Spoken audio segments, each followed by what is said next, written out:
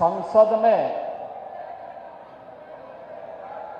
लंबे समय तक हम लोगों के सहयोगी के रूप में जिन्होंने इस दानापुर क्षेत्र का प्रतिनिधित्व भी किया और विकास में भी योगदान दिया, ऐसे लोकप्रिय नेता पूर्व केंद्रीय मंत्री श्री राम कृपाल यादव जी के नामांकन कार्यक्रम में आज मुझे आप सबके बीच में आप सबसे संवाद करने का सौभाग्य प्राप्त हो रहा है। इस अवसर पर मंच पर उपस्थित भारतीय जनता पार्टी के बहुत वरिष्ठ नेता पूर्व राज्यपाल सम्मान्य श्री गंगा प्रसाद चौरसिया जी, फुलवारी विधानसभा क्षेत्र से प्रत्याशी श्री श्याम रजक जी, बिहार सरकार के मंत्री श्री जनक राम जी, राजस्थान के वरिष्ठ नेता सम्मान्य श्री राजेंद्र सिंह राठौर जी, दिल्ली विधानसभा के माननीय सदस्य श्री अनिल शर्मा जी, विधान परिषद सदस्य श्रीमती अनामिका सिंह पटेल जी, पूर्व विधायक ससीम गोयल जी,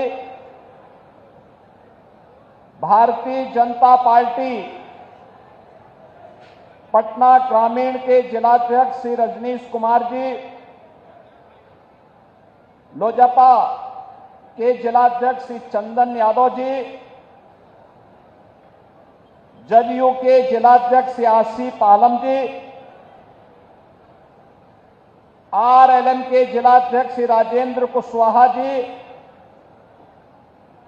विधानसभा के प्रभारी श्री श्रीराम शर्मा जी, महामंत्री पवन तिवारी जी और इस कार्यक्रम का संचालन कर रहे श्री अतुल कुमार जी, आज के इस नामांकन कार्यक्रम में उपस्थित हजारों की संख्या में दानापुर विधानसभा क्षेत्र से जुड़े हुए एनडीए के हमारे सभी पदाधिकारी, कार्यकर्ता बहनों और भाइयों, मैं सबसे पहले बिहार की इस पावन धरा को, जिस पावन भूमि को मां जानकी की पावन भूमि के रूप में, भगवान बुद्ध की ज्ञान भूमि के रूप में, भगवान महावीर की जन्मभूमि के रूप में, लोकतंत्र की जननी के रूप में जाना जाता है, इस पावन धरा को कोटि कोटि नमन करते हुए आप सभी का मैं हृदय से अभिनंदन करता हूं। बहनों और भाइयों, ये मेरे लिए अत्यंत सौभाग्य का विषय है कि दीपावली और छठ महापर्व के पूर्व मुझे अपने पुराने साथी श्री राम कृपाल यादव जी के नामांकन कार्यक्रम में भाग लेकर के दानापुर में आने का अवसर प्राप्त हुआ, क्योंकि दानापुर इसकी अपनी महत्ता है। आप भारत के महान गणतज्ञ और जिनके नाम पर भारत ने अपना उपग्रह छोड़ा था, ऐसे आर्यभट्ट का नाम जानते होंगे। ये दानापुर उनकी जन्मभूमि भी है।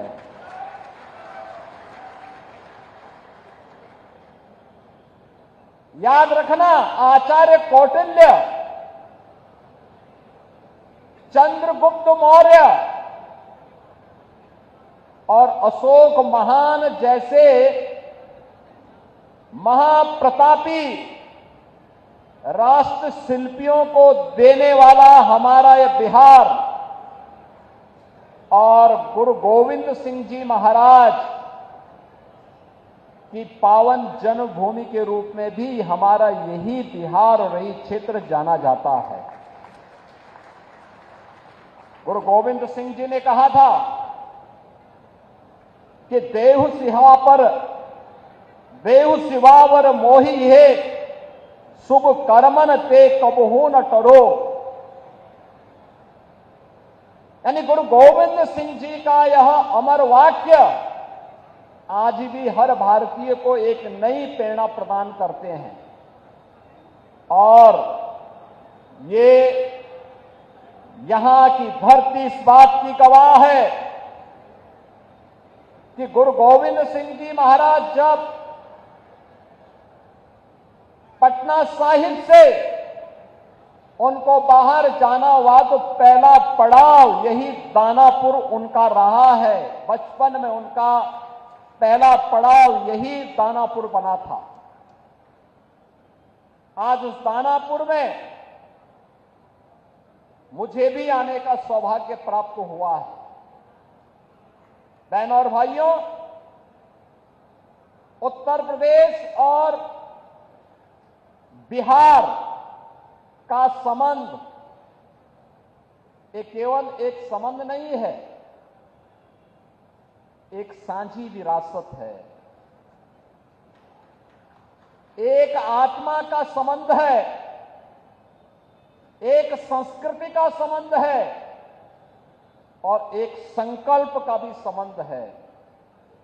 ये संबंध उसी प्रकार से टूट है जैसे भगवान राम और मां जानकी का संबंध अटूट है। उसी प्रकार का संबंध उत्तर प्रदेश और बिहार का है। उन संबंधों को मजबूती प्रदान करने की दृष्टि से आज डबल इंजन की सरकार बिहार में फिर से स्थापित हो और डबल इंजन सरकार में बिहार की गति डबल स्पीड से आगे बढ़ती हुई दिखाई दे। जो कार्य पिछले 20 वर्षों में माननीय श्री नीतीश कुमार जी के नेतृत्व में डबल इंजन की एनडीए की सरकार ने करके दिखाया है, वह गति, वह स्पीड इसी प्रकार से बनी रहे, इसके लिए अपने बिहार के बहनों और भाइयों का आह्वान करने के लिए आज मैं यहां दानापुर से आह्वान करने के लिए आपके बीच में आया हूं। बहनों और भाइयों, कौन नहीं जानता है 1990 से 2005 तक बिहार का जंगल राज और परिवारवाद आपने देखा होगा। कौन वे लोग थे जिन्होंने बिहार की ज्ञान भूमि को, बिहार की इस आध्यात्मिक ज्ञान भूमि को परिवारवाद और अपराध की भूमि बना करके यहां के हमारे नौजवानों के सामने पहचान का संकट खड़ा कर दिया था। यहां विकास के नाम पर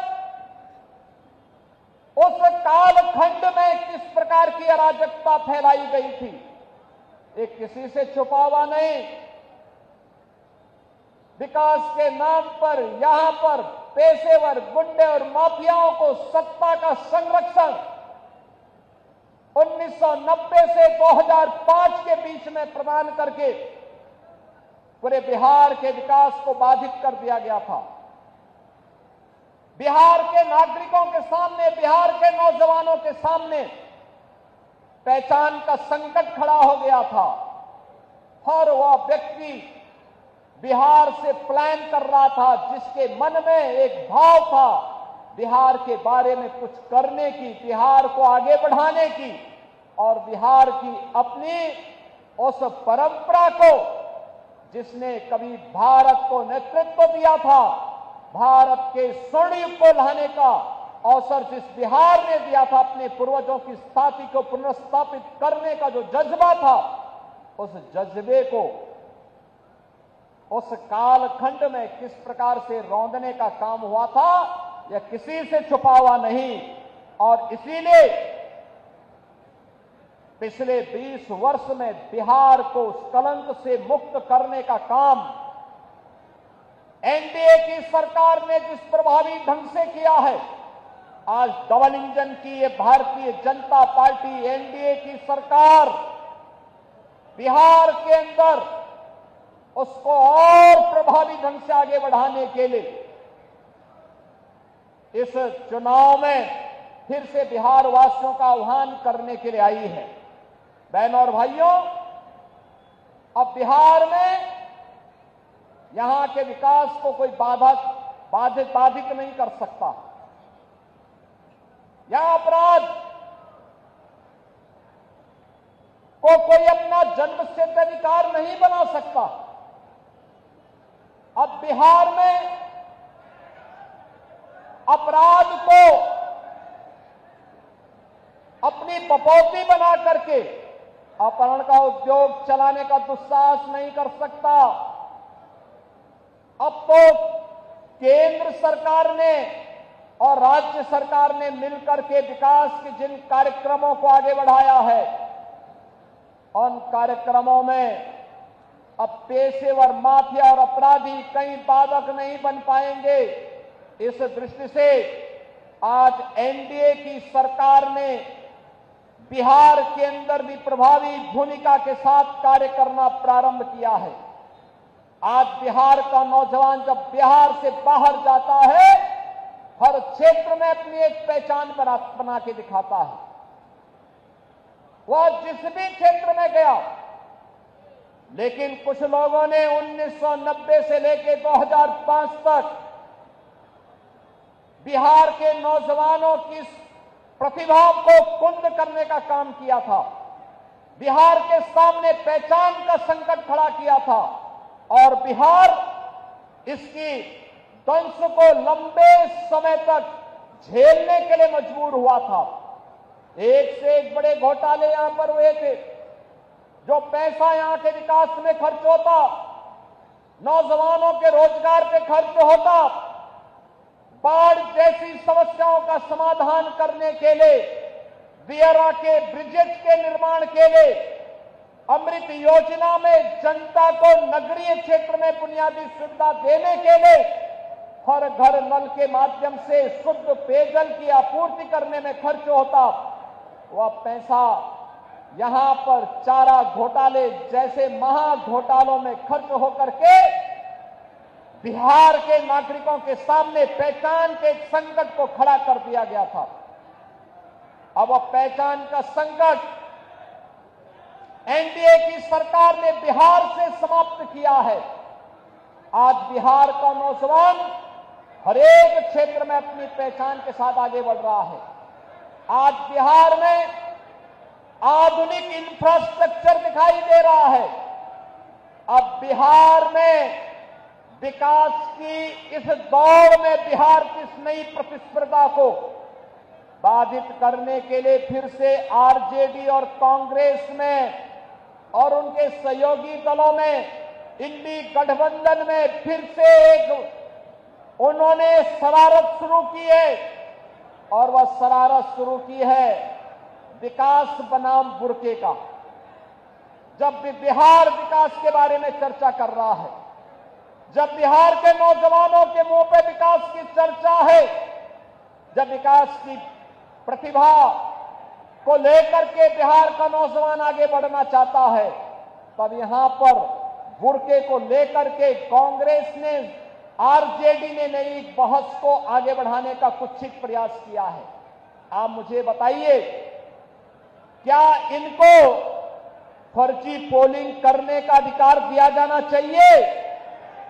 क्या यहां पर विदेशी घुसपैठियों को आकर के बिहार के गरीबों का, बिहार के दलितों का, बिहार के नागरिकों के अधिकार पर क्या उन्हें डकैती डालने की छूट देनी चाहिए? बहनों और भाइयों, आरजेडी और कांग्रेस फर्जी पोलिंग करवाने की इस अपनी कुत्सित चेष्टा को और जो एक पारदर्शी और स्वच्छ चुनाव प्रक्रिया के तहत हर मतदाता को अपनी पहचान देनी है और पहचान पत्र दिखा करके ही वह मतदान में भागीदार बन सकता है। जब इसको आगे बढ़ाने की कार्रवाई के साथ एनडीए की सरकार उसका समर्थन कर रही है, एनडीए के सभी दल उसका समर्थन कर रहे हैं, लेकिन कांग्रेस, आरजेडी और उनके सहयोगी दल कहते हैं नहीं, फर्जी पोलिंग होनी चाहिए। ये तो बिहार के लोगों के हकों पर डकैती करने जैसा है, डकैती डालने जैसा है। ये लोकतंत्र के लिए एक चुनौती है और यही कहने के लिए आज मैं आपसे कहने के लिए आया हूं कि बहनों और भाइयों, बिहार के नागरिकों को, बिहार के नौजवानों को, बिहार के दलितों को, बिहार के वंचितों को, बिहार के नागरिकों को उनके अधिकार से मजबूती के साथ, उस अधिकार में किसी को भी डकैती डालने का अवसर नहीं मिलना चाहिए। यह दिखाने के लिए आज जब चुनाव आयोग मजबूती के साथ आगे बढ़ा है, तब ये लोग दुष्प्रचार का सहारा ले रहे हैं। आप मुझे बताइए, आप दुनिया के अंदर कहीं जाएंगे, आपको अपनी पहचान दिखानी पड़ती है ना। आप कहीं जाते हैं तो आपको उस देश में या वहां पर जाते हैं तो वहां पर आप जाते हैं तो जाकर के आप अपनी पहचान दिखाते हैं, अपनी चेहरा दिखाते हैं, लेकिन ये लोग चाहते हैं कि बिना चेहरा देखे, बिना पहचान पत्र देखे जिसकी मर्जी आए वो वोट डाल दे। और इसीलिए तो ये चाहते हैं कि ईवीएम मशीन न रहे। ये चाहते हैं कैसे पहले मतदाता पत्रों की चोरी करके, जबरदस्ती छिनैती करके, डकैती डाल करके ये लोग जबरदस्ती मतदान करके एक गरीब के हक पर डकैती डालते थे। आज भी आरजेडी कांग्रेस उसी अपने कालखंड की ओर ले जाने का कुत्सित प्रयास कर रही है। उन स्थितियों में हर मतदाता को जागरूक होकर करें, मतदान करने के लिए अपने आप को तैयार होने के लिए आगे आना होगा। बहनों और भाइयों, दिल्ली में प्रधानमंत्री मोदी जी के नेतृत्व में और बिहार में एनडीए के नेता और बिहार के मुख्यमंत्री नीतीश कुमार जी के नेतृत्व में आज बिहार विकास की नित नई ऊंचाइयों को प्राप्त कर रहा है। आज बिहार में विकास भी है, विरासत भी है। जो लोग कहते थे कि अयोध्या में राम मंदिर नहीं बन पाएगा, आज आप देख रहे होंगे जब बिहार का राम भक्त बिहार से जाता था नारा लगाते हुए, कहते हुए जाता था कि रामलला हम आएंगे, मंदिर वहीं बनाएंगे, तब एक कांग्रेस और आरजेडी के लोग कहते थे क्या ये संभव कर पाएंगे क्या? प्रश्न करते थे। बिहार के चुनाव में हम लोग आते थे, हमसे पूछा जाता था क्या राम मंदिर बन पाएगा? हम कहते थे जरूर बनेगा। तब भी हम कहते थे जरूर बनेगा। और बहनों और भाइयों, आज अयोध्या में तो भगवान राम का भव्य मंदिर का निर्माण कार्य पूरा हो चुका है, रामलला विराजमान हो चुके हैं। लेकिन अब बिहार में भी मां जानकी का मंदिर बन रहा है। लगभग 900 करोड़ रुपए की लागत से बिहार में भी वह कार्य प्रारंभ हो गया है। यही है विरासत, यही है विरासत, यही है हमारी विरासत। हम राम, भगवान राम और मां जानकी की इस परंपरा पर भी गौरव की अनुभूति करते हैं। हमें चंद्रगुप्त मौर्य, भगवान बुद्ध और चाणक्य की परंपरा पर भी गौरव की अनुभूति होती है। ये बिहार की वो भूमि है जब कांग्रेस ने लोकतंत्र के गले को घोंटने का काम किया था, तब यही बिहार उठ खड़ा हुआ था, यहां का नौजवान खड़ा हो गया था। सरदेव जयप्रकाश जी के नेतृत्व में यही पटना में उन्होंने हुंकार भरी थी और कहा था कि देश के लोकतंत्र का गला घोंटने का अधिकार किसी को भी नहीं देंगे।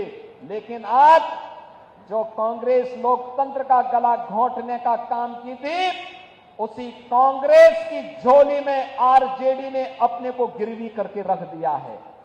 ये जेपी के सपनों पर पानी फेरने का काम ये लोग कर रहे हैं। अपने लूट को बचाने के लिए, अपने भ्रष्टाचार पर पर्दा डालने के लिए ये लोग कांग्रेस की झोली में जाने का काम किए हैं। बहनों और भाइयों, हम सबको बिहार, जिसने दुनिया को लोकतंत्र का पाठ पढ़ाया था, वैशाली का गणतंत्र उसका उदाहरण है। दुनिया के अंदर ज्ञान भूमि के रूप में महात्मा बुद्ध को इसी बिहार की धरती में, गया में ज्ञान प्राप्त हुआ है। दुनिया का प्राचीनतम विश्वविद्यालय नालंदा इसी बिहार की धरती ने दिया है। देश को पहला राष्ट्रपति डॉक्टर राजेंद्र प्रसाद जी के रूप में इसी बिहार की धरती ने दिया है। और वह बिहार आज विकास की जिन ऊंचाइयों को प्राप्त कर रहा है, कांग्रेस और आरजेडी को कतई अच्छा नहीं लगेगा। बहनों और भाइयों, बिहार की इस परंपरा को हम लोगों ने भी अपने यहां मजबूती के साथ जोड़ने का काम किया है। आप याद करिए, सरदेव जयप्रकाश जी की जन्मभूमि बलिया जनपद में, बिहार और उत्तर प्रदेश के जंक्शन में, हमने वहां पर 1977 में सरदेव जयप्रकाश जी ने उत्तर प्रदेश सरकार को लिखा था कि वहां के चिकित्सालय का नामकरण अगर हो सके तो उनकी धर्मपत्नी के नाम पर करवा देना। लेकिन समाजवादी पार्टी ने उत्तर प्रदेश के अंदर नहीं किया, कांग्रेस ने नहीं किया। लेकिन जब उत्तर प्रदेश में हमारी सरकार आई, उत्तर प्रदेश में डबल इंजन की भाजपा की सरकार आई, हमने सबसे पहला काम किया, जयप्रकाश जी की जन्मभूमि में बने हुए चिकित्सालय को भव्य स्वरूप देकर के उनकी धर्मपत्नी के नाम पर उस चिकित्सालय का नामकरण किया है। उनकी जन्मभूमि को बेहतरीन कनेक्टिविटी के साथ जोड़ा है। सरदेव जयप्रकाश जी का भव्य स्मारक बनाया है। हमें प्रयागराज की धरती पर पहला, यानी उत्तर प्रदेश का नेशनल लॉ यूनिवर्सिटी बनानी थी। लोगों ने कहा किस नाम से बनेगा? मैंने कहा देश के पहले राष्ट्रपति डॉक्टर राजेंद्र प्रसाद जी के नाम पर बनेगा।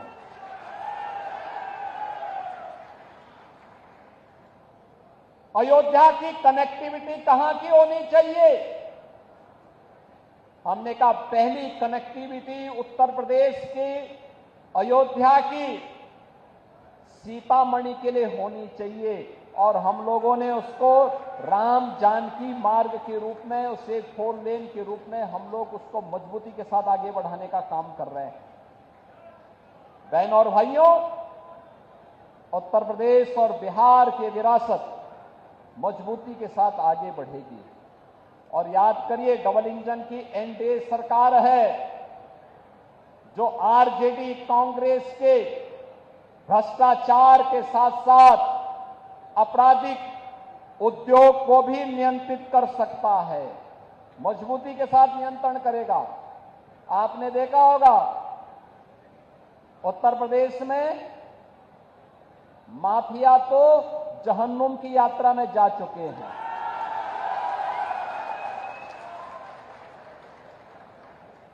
उत्तर प्रदेश में बड़े बड़े जो दुर्दांत अपराधी पहले अपने आप को छाती ठोक करके अपहरण उद्योग में लिप्त थे, आरजेडी के ही पार्टनर वहां पर भी इस अराजकता को फैलाते थे। आज उनकी क्या दुर्गति हो रही है। और हम लोगों ने तो इनकी प्रॉपर्टी को भी जब्त करके गरीबों के लिए आवास बनाने प्रारंभ कर दिए। सबके आवास, हर गरीब को आवास। मोदी जी प्रधानमंत्री आवास दे रहे हैं। देश के अंदर उन्होंने करोड़ों लोगों को आवास दिया, 4 करोड़ लोगों को आवास दे दिया। ये काम कांग्रेस भी तो कर सकती थी। 12 करोड़ गरीबों के घर में शौचालय बना दिए। 10 करोड़ से भी गरीबों को उज्ज्वला योजना के कनेक्शन दे दिए। 50 करोड़ गरीबों को आयुष्मान भारत की 5 लाख रुपए की स्वास्थ्य बीमा का प्रतिवर्ष सुविधा उपलब्ध करवाई जा रही है। देश के अंदर 80 करोड़ गरीबों को कोविड कालखंड से लेकर के लगातार 29 तक फ्री में राशन की सुविधा का लाभ दिया जा रहा है। बहनों और भाइयों, ये काम कांग्रेस भी कर सकती थी, लेकिन गरीब कल्याण न कांग्रेस के एजेंडे में था, न आरजेडी के एजेंडे में। इनके एजेंडे में तो परिवार कल्याण था, स्वयं का परिवार का कल्याण हो। इनके एजेंडे में कांग्रेस का भी परिवार का कल्याण था और आरजेडी के भी एजेंडे में वही परिवार कल्याण था। एनडीए ने पूरे भारत को और बिहार के अंदर पूरे बिहार को ही अपना परिवार मान करके बिना भेदभाव की योजनाओं का लाभ दिया। और इसीलिए जब प्रधानमंत्री मोदी जी दिल्ली से बड़े बड़े इंफ्रास्ट्रक्चर दे रहे हैं, आज बिहार की पहचान बन रही है। बिहार में नए नए विश्वविद्यालय बन रहे हैं। बिहार में मेट्रो जैसी आधुनिक पब्लिक ट्रांसपोर्ट की सुविधा प्राप्त हो रही है। इनलैंड वाटरवे की सुविधा आ रही है। नए एयरपोर्ट बन रहे हैं। नौजवानों के लिए नौकरी और रोजगार की नई नई संभावनाएं आगे बढ़ रही हैं। उन स्थितियों में विकास की आभा समाप्त नहीं होने देनी है।